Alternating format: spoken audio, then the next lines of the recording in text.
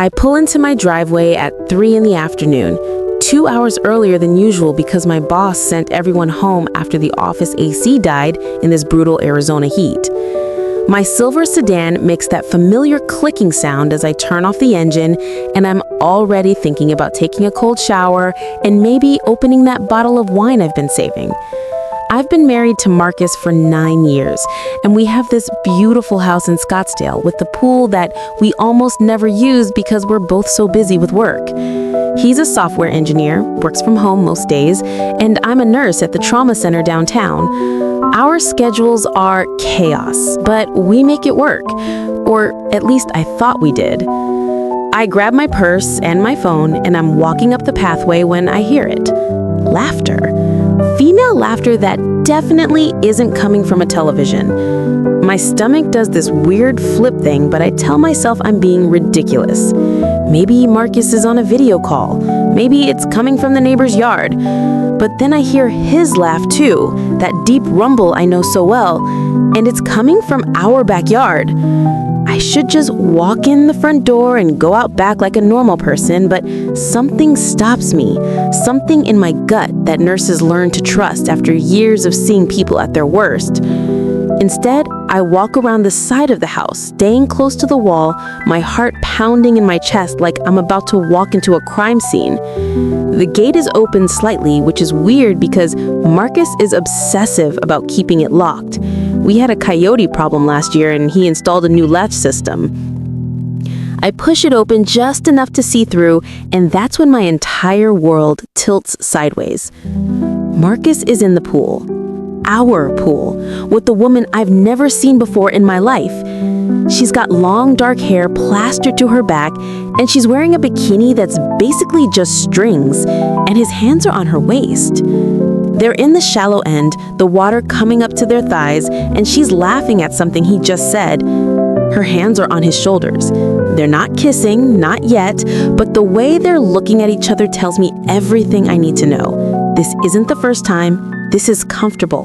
This is familiar. This is a routine they've perfected while I've been saving lives at the hospital. I must make a sound, or maybe I move wrong, because suddenly Marcus's eyes snap to the gate. He sees me. We make direct eye contact. And here's the thing that makes my blood run cold, the thing that I'll replay in my mind 1,000 times afterward.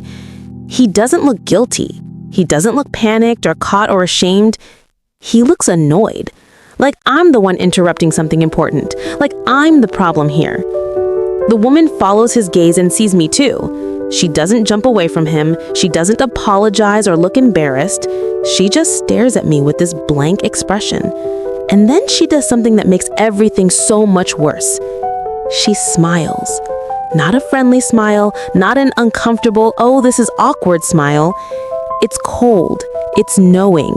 It's the smile of someone who has all the power and knows it. I push the gate open fully and step into my own backyard, and I'm trying to find words, but nothing comes out. My nursing training is kicking in, that clinical detachment we use in emergencies, and I notice details I don't want to notice. There are 2 wine glasses on the pool deck, both half empty. There's a woman's sundress draped over one of our lounge chairs. Her sandals are kicked off near the steps. This wasn't spontaneous. This was planned. They've been here for a while. Marcus finally moves, wading toward the pool steps, water streaming off his body. He's wearing the swim trunks I bought him for our anniversary last year. That detail hits me harder than it should. He reaches for his towel and wraps it around his waist, and the whole time he's doing this, his face is completely calm. No panic, no scrambling for excuses. That's when I know. This isn't a mistake.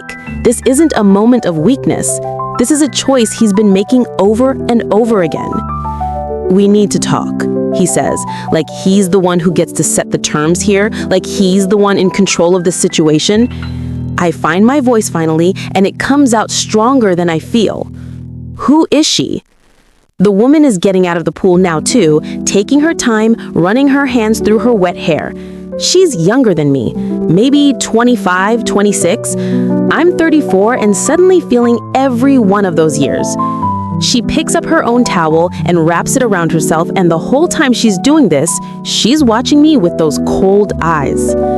"I'm Sienna," she says, and her voice is softer than I expected, almost gentle. "I think maybe you should give you two some privacy." "Don't go anywhere," Marcus says sharply, and something in his tone makes me take a step back. I've never heard him use that voice before. It's commanding, harsh. She needs to hear this too. Hear what? My mind is spinning through possibilities, each one worse than the last. Is he leaving me for her? Have they been together for months, years? Is she pregnant? The nurse in me is already cataloging her body, looking for signs, and I hate myself for doing it. "Marcus, what's going on?" I manage to ask, and I hate how small my voice sounds. He sits down on one of the lounge chairs and looks up at me, and there's something in his expression that makes my skin crawl. It's not guilt. It's not even really annoyance anymore. It's something closer to pity. He wants a divorce, he says, flat and simple, like he's telling me we're out of milk. The words don't land at first. They just sort of hover in the air between us. A divorce. He wants a divorce. We've been married for 9 years. We've been together for 12. We bought this house together. We've been talking about having kids. We have a vacation planned to Hawaii next month. And he wants a divorce? Because of her? I hear myself ask, gesturing at Sienna, who's now just sitting there like a statue, watching us like we're a television show. "No," Marcus says, and the way he says it makes it clear he thinks I'm being stupid. "I'm gay." The world stops. Everything just stops. I'm staring at him and nothing makes sense. I'm replaying 9 years of marriage in my head, trying to find the clues I missed, trying to understand how I didn't know this fundamental thing about the man I've been sleeping next to every night. I can't even finish the sentence. "I'm gay," he repeats, more firmly this time. "I've known for a long time. Since before we got married, actually." That lands like a physical blow. Before we got married. He knew before we got married, and he married me anyway? Then why did you marry me? The question comes out as almost a whisper. "Because I thought I could make it work," he says, and now he just sounds tired. "My family is conservative, you know that. My father would have disowned me. I thought if I just tried hard enough, if I had the right wife, I could be normal, and you were perfect for that. You work crazy hours, you're not super demanding, you were fine with not having sex that often." I feel like I've been punched in the stomach. All those times he said he was too tired, all those times he said he was stressed about work, all those times I blame myself for not being attractive enough or sexy enough. It was all a lie. Our entire marriage was built on a lie. "And her?" I ask, looking at Sienna, who's still just sitting there like a statue. Sienna is my lawyer. She's been helping me prepare for this conversation, for the divorce proceedings. Her lawyer. He brought his lawyer to our house, to our pool, in a bikini to help him ambush me with a divorce announcement? The absurdity of it would be funny if it wasn't destroying my life. "You couldn't have told me this in your office," I asked Sienna directly. "You had to do this here, like this?" She has the decency to look slightly uncomfortable for the first time. Marcus thought it would be easier to have the conversation in a comfortable, private setting, and we needed to discuss the division of assets, which includes the house. Division of assets. We're already talking about dividing up our life like it's a business transaction. "I can't believe this is happening," I say, more to myself than to them. "I know this is hard," Marcus says, standing up now, and I want to scream at him not to touch me when he takes a step closer. I've never met someone I actually want to be with. His name is Derek, and I love him. I've never felt this way about anyone before. Derek. There's a Derek. Of course there's a Derek. "How long?" I ask. "How long have you been with him?" Marcus looks away, and that tells me everything. 2 years.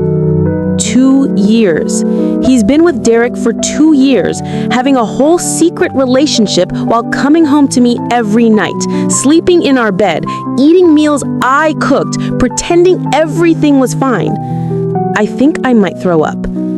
"I need you to leave," I say suddenly. Not him, me.